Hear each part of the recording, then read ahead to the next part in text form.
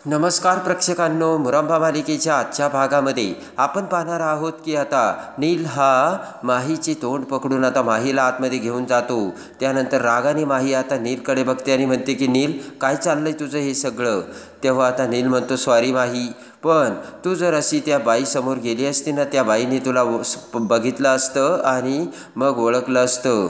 तेव्हा आता माही म्हणते की तसं काहीच नाही आहे, अगोदर ती बाई तिथे आली होती। बरं, पण मग यासाठी एवढं तोंड बांधून आणायची काय गरज होती? पुन्हा आता माही ही नीलला बोलते, तर नील आता माहीची पुन्हा एकदा माफी मागतो। आणि त्यानंतर आता नील म्हणतो की माही, तू काल कुठे गेली होतीस? का दारू पिऊन नुसती पडली होती? आणि ते ऐकून आता माही म्हणते, गेले होते मी अक्षयला भेटायला, आणि तुला काय करायचं असे म्हणत जोराने माही आता नीलला समोरच्या रूममध्ये ढकलवते आणि दरवाजा बंद करून आता नीलला लॉक करून घेते। इकडे आता नैना ही रमाकडे आलेली असते, तर आता रमा नैनासोबत गप्पा मारू लागते। रमा म्हणते की अगं नैना, काल तू ती सापाला बघून घाबरली, पण हे म्हणत होते की तू पुन्हा बाहेर गेली होती म्हणून। नैना आता हसू लागते आणि म्हणते की अगं माझी बॅग राहिली होती ना, म्हणून गेले होते। रमा म्हणते, मी यांना हेच सांगत होते तिचं काहीतरी राहिलं असेल म्हणून। आणि रमा म्हणते की नैना, तू रात्री बॅग घेऊन मग बाहेर काय करत होतीस? रात्री तर तू जेवायला इकडेच होती। पुन्हा आता नैना विचारात पडते। नैना म्हणते की त्याचं काय होतं, माझ्या बॅगेत फोन होता आणि म्हणून मी बॅग घेऊनच बाहेर गेले होते। आणि त्यानंतर आता रमा म्हणते, हे बघ माही, जर आईने आता तुला इथे राहायला दिलंय, तेव्हा जर तुला कुणाला भेटायचं असेल तर तू बाहेर जात जा किंवा डायरेक्ट त्याला इथे घरी बोलावत जा। आणि रमा म्हणते की जर तुला वाटत असेल जर एखादी गोष्ट तुला लपवायची असेल तर ती घराच्या बाहेर। ते ऐकून आता नैना म्हणते की म्हणजे मी काहीतरी लपवते हे तुका कळतंय, पण तू माझ्यापासून काहीच लपवत नाही आहे का? तर रमा म्हणते म्हणजे? आणि त्यानंतर आता लगेच नैना म्हणते की माही। ते ऐकून रमाला धक्का बसतो। नैना म्हणते की तुला काय वाटलं की मला माहिती नाही का? आणि त्यानंतर आता नैना म्हणते की अजूनही तू माझ्याविषयी असा विचार करतेस रमा, आणि अजूनही तू या नैनाला ओळखलं कसं नाही असे आता नैना बाहेर येऊन बोलते।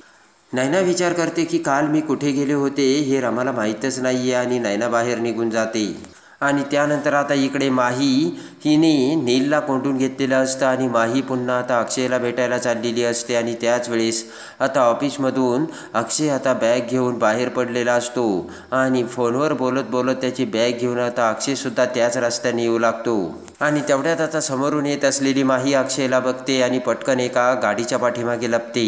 इकडे आता अक्षय हा फोनवर बोलत फोन ठेवतो आणि इकडे तिकडे बघू लागतो। आणि त्यानंतर आता माही ही प्रेमाने अक्षयकडे बघू लागते। शेजारीच गाडीवर असलेले गुलाबाचे फूल माही आता आपल्या हातात घेते आणि अक्षयकडे बघत असताना मात्र लगेच आता नैनाचे बोलणे माहीला आठवते। नैनाने सांगितलेले असते की तुला अक्षयला सांगायचं ना खरं, तर सांगून टाक त्याला तू माही आहेस म्हणून, आणि त्याच्या आईने आणि मी तुला इथे आणलं हे सगळं काही सांगून टाक, आणि मला या घरामध्ये आणलं आणि आम्ही सगळ्यांनी मिळून कसा तू त्याचा विश्वासघात केला हे सगळं तू त्याला सांग असे नैनाचे बोलणे आता माहीला आठवतं। आणि माही म्हणते की त्याच्यासोबत आम्ही सगळेजण खोटे बोललो हे त्याला सांगूनच टाक तू। आणि त्यानंतर आता माही ते सगळं आठवल्यानंतर एक आयडिया करते आणि तिच्या तोंडाला स्कार्फ गुंडाळते। सगळा चेहरा झाकून घेतल्यानंतर ते गुलाबाचे फूल आता ताबडतोब आता माही ही जात असलेल्या अक्षयसमोर घेऊन येते आणि अक्षयसमोर हात पुढे करते। अक्षय तर आता अवाकच झालेला असतो। अक्षय म्हणतो मला गुलाबाचं फूल, आणि अक्षय इकडे तिकडे बघू लागतो, तर माही म्हणते यस। आणि त्यानंतर आता माही म्हणते की मला एकाने भविष्य सांगून सांगितलं होतं की कुठल्याही एका रँडम हँडसम मुलाला रोज द्यायचा। तर अक्षय आता ते गुलाबाचे फूल घेतो आणि म्हणतो की थँक्यू, हे जर मी माझ्या बायकोला सांगितलं ना तर ती मला असेल आणि मला म्हणेल की तुम्ही ब्लँक करता म्हणून। आणि त्यानंतर आता अक्षय तेथून निघून जातो, तर प्रेमाने माही आता अक्षयकडे बघून तिच्या तोंडाचा स्कार्फ खोलते आणि पाठमोरे अक्षयला जात असताना आता माही ही एकटक नजरेने बघत असते। तर तेवढ्यात पाठीमागून नील तिथे आलेला असतो आणि नील ते सगळं बघतो आणि माही समोर येतो आणि म्हणतो की झालं का माही? तर आता माही डचकते आणि नील माहीला म्हणतो की अरे रे, ज्या मुलावर तुझं एवढं प्रेम आहे तो अक्षय, त्याच्या समोर जाण्यासाठी तुला तुझा चेहरा लपवावा लागतो माही। आणि त्यानंतर आता नील म्हणतो का माहिती आहे का तुला, कारण तू त्या अक्षयची रमा नाहीच आहेस, तू माझी माही आहेस माझी. आणि माही बनून जर तू त्याच्या समोर गेली तर अक्षयला कळेल तू माही आहे म्हणून. तेव्हा हे प्रेम भीम जे आहे ना ते ताबडतोब बंद कर माही, असे आता नील ह्या माहीला धमकी देतो. आणि त्यानंतर आता नील माहीला म्हणतो, माही तू शांतपणे विचार कर आणि हे सगळं काय चाललं ना ते नीट बघ. आणि त्यानंतर मग विचार केल्यानंतर तुला असं वाटेल की मीच खरा होतो आणि माझ्याशी तू लग्न कर. नील म्हणतो की त्या अक्षयच्या पाठीमागे फिरल्यानंतर तुझ्याकडे काहीच राहणार नाही, ना पैसा ना प्रेम ना घर, काहीच राहणार नाही. माही तू अजूनही विचार कर, असे आता नील पुन्हा माहीला समजावू लागतो. नील म्हणतो की पण जर तू माझ्याशी लग्न केलं तर माही मी तुला प्रत्येक गोष्ट देऊ शकतो, प्रेम पैसा घर सगळं काही देऊ शकतो.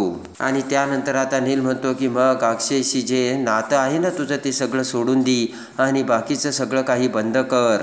इकडे आता आई आजी तिच्या बेडरूममध्ये बसलेली असते आणि आई आजी आता रमाला बोलावते. पटकन आता रमा ही आई आजीकडे येत म्हणते की हां काय झालं आई आजी.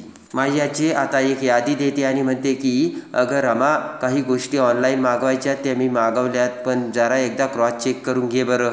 आणि त्यानंतर आता ती वही आपल्या हातात घेत रमा बघू लागते आणि म्हणते अरे बापरे यांनी तर हे इंग्लिशमध्ये लिहिलं, आता कसं वाचू. आई आजी आता रमाकडे बघू लागते आणि म्हणते की अगं वाच ना.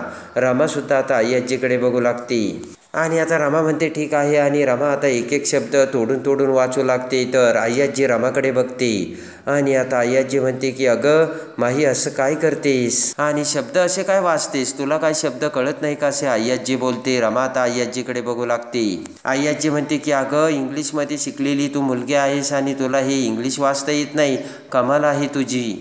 आणि आता आई आजी म्हणते की काय करावं काय माहिती. आणि तेवढ्यात नैना तिथे येते. रमाच्या हातातून ती नोटबुक घेत म्हणते की मॅम मी वाचून दाखवते तुम्हाला. आई आजी म्हणते तू का वाचतेस. तर नैना म्हणते की त्याचं काय आहे, किचनमध्ये दूध वतू जाईल ना, दूध गरम करायला ठेवलंय.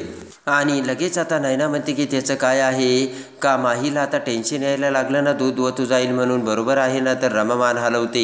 आई आजी म्हणते की माहीला आता कधीपासून टेन्शन यायला लागलं दूध वतू जाण्याचं, आणि खरंच ही रमासारखी वागायला लागली की काय. आणि त्यानंतर आता नैना म्हणते की बरोबर आहे, तुका माहीत आहे की ही माही आहे रमा नाही, पण अक्षयला कुठे माहिती.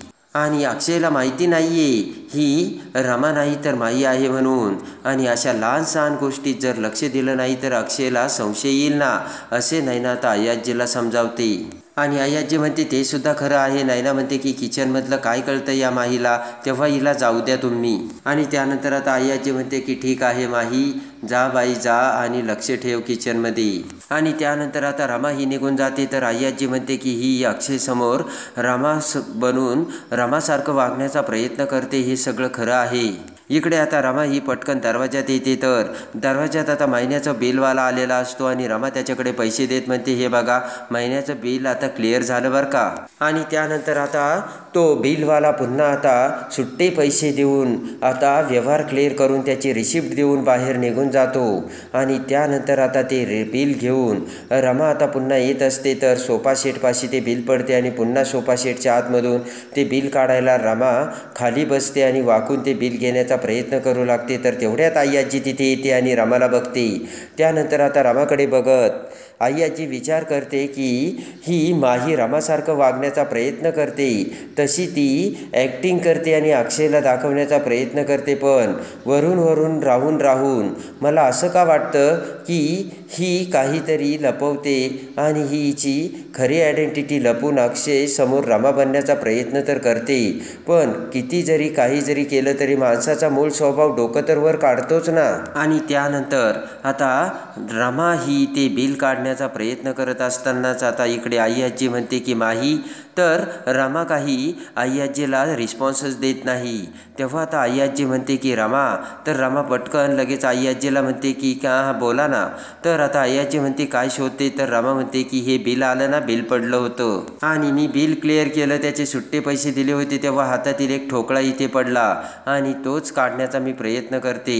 आणि त्यानंतर आता आई आजी म्हणते की अगं 1 रुपया तर पडला आहे, तेव्हा त्याचं काय एवढं. रमा म्हणते की तसं नाही आई आजी, थेंबे थेंबे तळे तळे साचे तर आई आजीला पुन्हा आता माहीचा संशय आलेला असतो. आणि त्यानंतर रामा म्हणते हे बघा सापडला आणि रामा तो रुपया घेऊन आतमध्ये निघून जाते.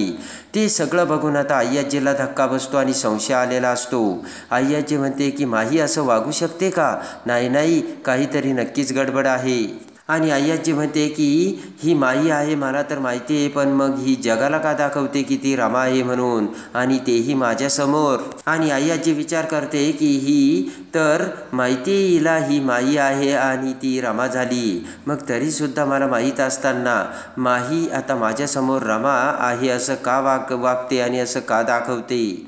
आई आजीला आता काहीच समजत नसतं. आणि आता त्याच वेळेस आता अक्षय हा गाडीतून पुन्हा घरी येतो. अक्षय आता पुन्हा गाडीतून घरी आल्यानंतर त्याचा बॅग आणि प्लेजर घेऊन आतमध्ये जातो. तर रमा आता अक्षयसमोर येते आणि म्हणते की आला तुम्ही आणि किती थकलेला दिसताय तुम्ही, मीटिंग कशी झाली? तर अक्षय म्हणतो छान झाली. पुन्हा आता अक्षयला आठवतं आणि गाडीची चावी देत अक्षय आता रमाला म्हणतो की अगं रमा टिफिन तर गाडीमध्येच विसरला, जरा आणतेस का? रमा म्हणते हो आणते ना. तर अक्षय आतमध्ये निघून जातो आणि रमा आता टिफिन आणायला पुन्हा कारकडे जाऊ लागते. आणि त्यानंतर आता कारचं लॉक उघडून रमा आता पाठीमागचा दरवाजा उघडते. तर त्या टिफिन शेजारी ते माहीने दिलेलं गुलाबाचं फुल असतं. रमाचं लक्ष त्या फुलाकडे जातं आणि रमा विचार करते की अच्छा यांनी माझ्यासाठी गुलाबाचं फूल आणलं आणि म्हणून मला हे म्हटले की गाडीमध्ये डबा विसरला घेऊन ये, म्हणजे अच्छा हे फूल यांनी माझ्यासाठी आणलं. तर पटकन आता रमा ते गुलाबाचं फूल आपल्या हातात घेते. रमा आता खुश होते आणि विचार करते की कसे आहेत ना हे जोकर, आणि लगेच आता तो डब्बा आणि फूल घेऊन रमा आता आतमध्ये जाऊ लागते. आणि त्यानंतर आता अक्षय हा बेडरूममध्ये झोपलेला असतो. रमाने आता स्टाईलमध्ये ती गुलाबाचं फूल तिच्या केसाला लावलेलं असतं आणि रमा ही हळूच आता अक्षय झोपलेल्या ठिकाणी येते. बेडवर बसतच आता रमा तिच्या 2 वेण्याचा झुपका अक्षयच्या कानात घालते. पटकन आता अक्षय उठतो, डचकतो आणि रमाकडे बघू लागतो. आणि त्यानंतर गुलाबाच्या फुलाला हात लावत रमा ते फूल मी कसे दिसते हे दाखवण्याचा अक्षयला प्रयत्न करत असते. आणि अक्षय म्हणतो काय? तर रमा पुन्हा आता गुलाबाच्या फुलाला हात लावून आता खोकू लागते. तर अक्षय म्हणतो की अच्छा पाणी प्यायचं तुला, तहान लागली का? तर आता रमा पुन्हा गुलाबाच्या फुलाला हात लावते. अक्षय आता बघतो आणि हसतच म्हणतो की अच्छा गुलाबाचं फूल लावलंय का? रमा आता हसतच म्हणते की मला कुणीतरी गुलाबाचं फूल दिलंय.